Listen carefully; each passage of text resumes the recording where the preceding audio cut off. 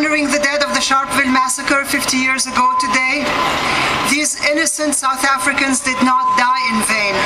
Their death proved to be a turning moment in the anti-apartheid struggle, and South Africa remains our model today.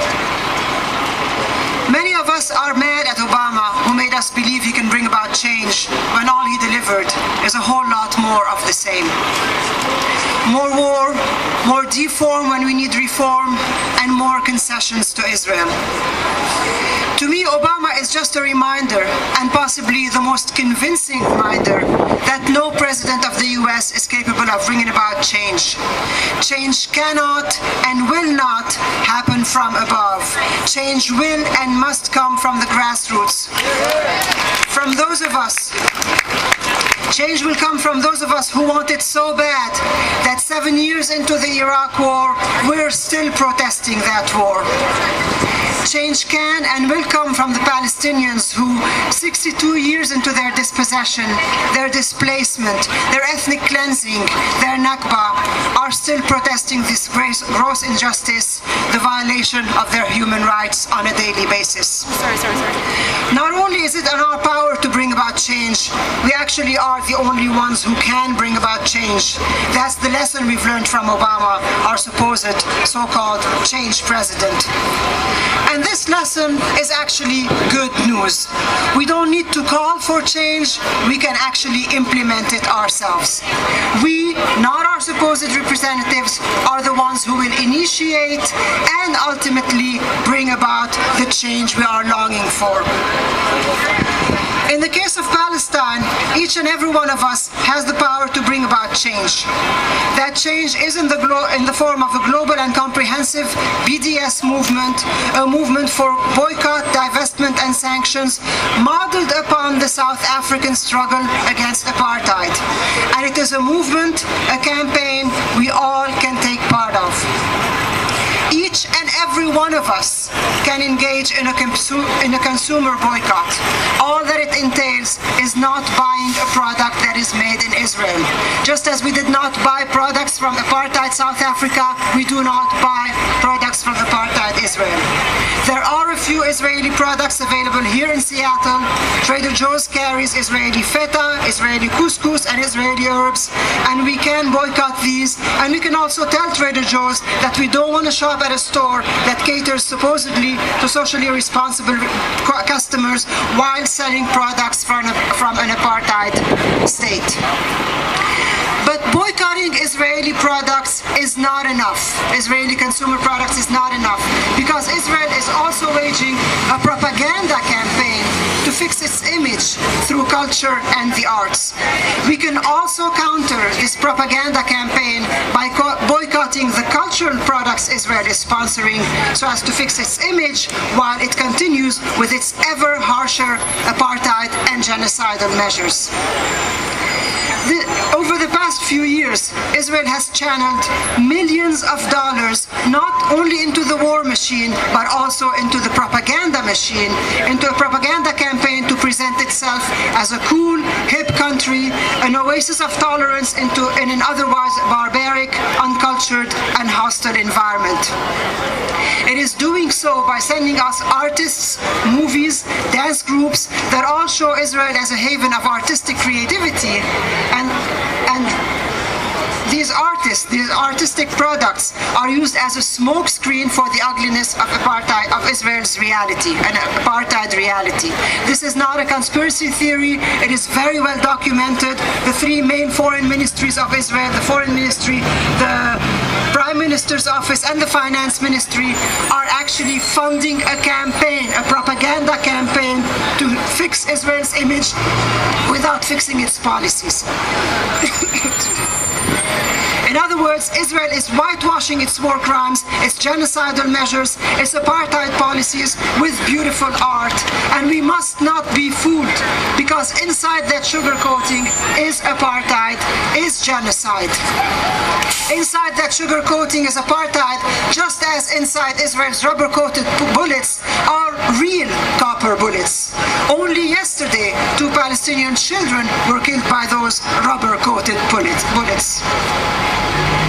Israel's cultural propaganda is an artistic coating of its genocidal measures, and we, the people who have had enough, the people who do not expect Hillary Clinton to stand up to Israel tomorrow at the IPAC meeting, each and every one of us can stand up to this cultural propaganda and refuse to be fooled. And that's the beauty of BDS. That's the beauty of the boycott, divest, and sanctions movement, that we all can do it without expecting anything from our political leaders. Not yet, anyway. There is a lot we can do. Today's rally is just a valve for our frustrated energy, and there are creative, productive ways we can put that energy to use and obtain concrete results. Those ways all fall within BDS, the boycott, divestment movement, sanctions, modeled upon the black South African struggle that ended apartheid South Africa. That is our model, and we can do it. BDS stands for boycott, divest, and sanctions. Our model is the South African campaign. The South African campaign put an end to apartheid in South Africa. The Palestinian call for BDS can put an end to apartheid in Israel. It is within everyone's reach, and it is what the Palestinian people, not the leaders, have asked us to do if we are to stand and act in solidarity with them. BDS is a genuine, transnational, grassroots solidarity movement of civilian people everywhere who are saying no to violence, no to war, no to occupation, no to apartheid. So if you want to be part of the solution, be part of the BDS movement. I can't give you specifics now about the BDS movement, but just this morning I was on Facebook and I created a group called BDS Seattle. So please, if you are on Facebook at all, go home and get to the BDS Seattle Facebook group, and there will be lots of room for discussion, for explanation, for questions. I am willing to give you all of the answers that I have. I don't have absolutely all the answers, but I have a whole lot because I'm an organizer with the BDS movement. So please go home. If you're not on Facebook, if you can't join the BDS Seattle group on Facebook, go to bdsmovement.net, and it will give you lots and lots of action items. Because we need to form this group, we need to come together, because we know change will not come from above, and we also know change is on its way, change is happening. The cracks in Israel's wall of immunity, the cracks in the apartheid wall are multiplying with each and every action that we take. For decades, Israel has gotten away with its endless crimes against Palestinian humanity because of our ignorance, our silent complicity, and because some of us actually believed Israel's propaganda, that Israel can be a democracy while engaging in apartheid against the people whose land it is occupying, the people it has turned into refugees, denying them the universally recognized right of return to their historic homeland. Today, we are standing up to Israel, and we're saying, we're not buying your lies, your propaganda anymore. We've woken up to the ugly reality. Our naivete, our silent complicity are over. The pillar of support that we were providing Israel through our silent complicity is through our learned helplessness, through our dependence on leaders who would never stand up to Israel. That pillar of support is now starting to crack. Without that pillar of support that we were providing, Israel cannot go on with its apartheid and its genocidal measures. That pillar is beginning to crack thanks to BDS. And we can push it over, and BDS is the way.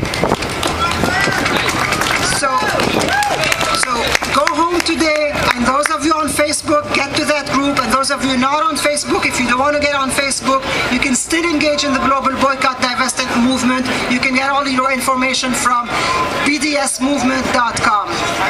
Remember, it is we, the people, who alone have the power to bring about change and to help free Palestine. The Sharpeville massacre 50 years ago was a turning point in the South African struggle. For Palestinians, our Sharpeville was Operation Cast-Lead, Israel's assault on Gaza last year. Let that moment be the turning moment. Let that massacre be the last massacre. And join us in solidarity. Join us in BDS. Thank you.